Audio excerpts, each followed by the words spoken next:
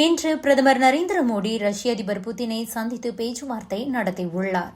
அமெரிக்காவின் வரி விதிப்பு விவகாரத்துக்கு மத்தியில் ரஷ்யா, இந்தியா மற்றும் சீனாவின் தலைவர்கள் சந்தித்து பேச்சுவார்த்தை நடத்துவது முக்கியத்துவம் வாய்ந்ததாக பார்க்கப்படுகிறது. ஷாங்காய் ஒத்துழைப்பு அமைப்பின் உச்சி மாநாடு சீனாவின் தியான்ஜின் நகரில் நேற்று தொடங்கியது. இந்த மாநாட்டில் பங்கேற்பதற்காக பிரதமர் நரேந்திர மோடி சீனா சென்றிருக்கிறார். மாநாட்டுக்கு வருகை தந்த பிரதமர் மோடியை சீன அதிபர் ஜி ஜின்பிங் வரவேற்றார். இந்த மாநாட்டுக்கு இடையே பல்வேறு உறுப்பு நாடுகளின் தலைவர்களையும் பிரதமர் மோடி சந்தித்தார். நேபாள பிரதமர் கே.பி. ஓலி, மாலத்தீவு அதிபர் முகமது மொய்சு ஆகியோரை சந்தித்து கலந்துரையாடினார் பிரதமர் மோடி. கடந்த ஜூலை மாத இறுதியில் மாலத்தீவு சென்றிருந்த பிரதமர் மோடி அந்த நாட்டு 60வது சுதந்திர தின விழாவில் பங்கேற்றிருந்தார்.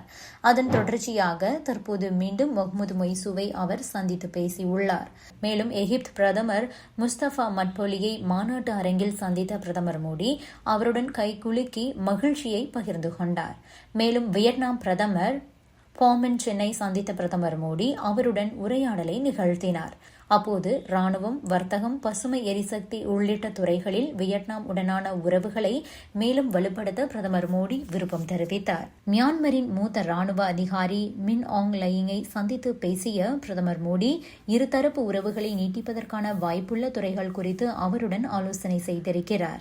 முன்னதாக பெலாரஸ் அதிபர் அலெக்சாண்டர் லுகசென்கோ, இமோமாலி ரஹ்மான், கஜகஸ்தான் அதிபர் டோகயாவ் உள்ளிட்ட தலைவர்களையும் பிரதமர் மோடி சந்தித்து கலந்துரையாடினார். இந்த நிலையில்தான் எஸ்சிஓ மாநாட்டுக்கு இடையே பிரதமர் மோடி ரஷ்ய பிரதமர் புதினை சந்தித்து பேச்சுவார்த்தை நடத்தியிருக்கிறார். இந்த சந்திப்பின் போது சீன அதிபர் ஜி ஜின்பிங், ரஷ்ய அதிபர் புதின் மற்றும் இந்திய பிரதமர் மோடி ஆகியோர் ஒருவரோடு ஒருவர் சிரித்து பேசி கலந்துரையாடினர். அப்போது இந்தியா, சீனா, ரஷ்யா இடையேயான ஒத்துழைப்பு குறித்தும் உறவு குறித்தும் விவாதிக்கப்பட்டதாக சொல்லப்படுகிறது. சமீபத்தில் இந்தியா, சீனா உள்ளிட்ட நாடுகள் மீது டொனால்டு டிரம்ப் தலைமையிலான அமெரிக்க அரசு வரி விதிப்பு உள்ளிட்ட பல நடவடிக்கைகளையும் மேற்கொண்டது. குறிப்பாக இந்தியாவுக்கு 25% வரி விதித்த டிரம்ப் உக்ரைன் மீது தாக்குதல் நடத்தி வரும் ரஷ்யாவிடமிருந்து இந்தியா கச்சா எண்ணெயை வாங்குவதால் இந்தியா மீதான வரியை 50% உயர்த்தினார். இந்த சூழலில்தான் இன்று ரஷ்யா, இந்தியா மற்றும் சீனாவின் தலைவர்கள் சந்தித்து பேச்சுவார்த்தை நடத்துவது முக்கியத்துவம் வாய்ந்ததாக பார்க்கப்படுகிறது. இந்த சந்திப்பின் போது அமெரிக்காவின் வரி விதிப்பு குறித்தும் பேசப்பட்டிருப்பதாக கூறப்படுகிறது. ரஷ்ய அதிபர் புதினை சந்தித்த புகைப்படத்தை தனது சமூக வலைதளத்தில் பகிர்ந்துள்ள பிரதமர் மோடி, ரஷ்ய அதிபர் புதினை சந்திப்பது எப்போதும் மகிழ்ச்சி அளிக்கிறது என பதிவிட்டிருக்கிறார். ரஷ்ய அதிபர் புதின், சீனா அதிபர் ஜி ஜின்பிங் ஆகியோருடனான மோடியின் சந்திப்பு டொனால்டு டிரம்பிற்கு ஒரு மிகப்பெரிய மெசேஜையே அனுப்பியிருக்கிறது. அதிபர் ஜி ஜின்பிங் இந்தியாவை ஒரு முக்கியமான நண்பன் என கூறி வரவேற்றிருக்கிறார். இரண்டு நாடுகளும் தங்களது உறவை ஒரு ஸ்ட்ராட்டஜிக் ரீதியிலான நீண்டகால கண்ணோட்டத்தில் அணுக வேண்டும் என்றும் எல்லை பிரச்சினை ஒட்டுமொத்த உறவை வரையறுக்க கூடாது என்றும் கூட அவர் வலியுறுத்தியுள்ளார். டிரம்ப் விதித்திருக்கக்கூடிய வர்த்தக கட்டுப்பாடுகளால் ஏற்பட்டிருக்கக்கூடிய பதட்டமான ஒரு சூழலில் இரண்டு ஆசிய வல்லரசுகளும் ரஷ்யாவும் இணைந்து சந்திப்பை மேற்கொண்டுள்ளன.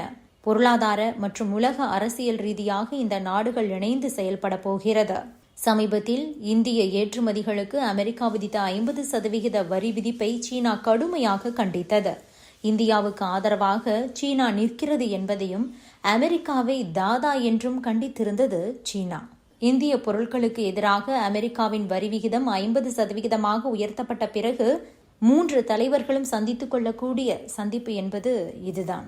அமெரிக்காவுடனான உறவுகளில் ஏற்பட்டிருக்கக்கூடிய சவால்கள் காரணமாக இந்தியா, சீனா இடையேயான பதட்டங்களை தணிப்பதற்கான புதிய உத்வேகம் ஏற்பட்டிருக்கிறது.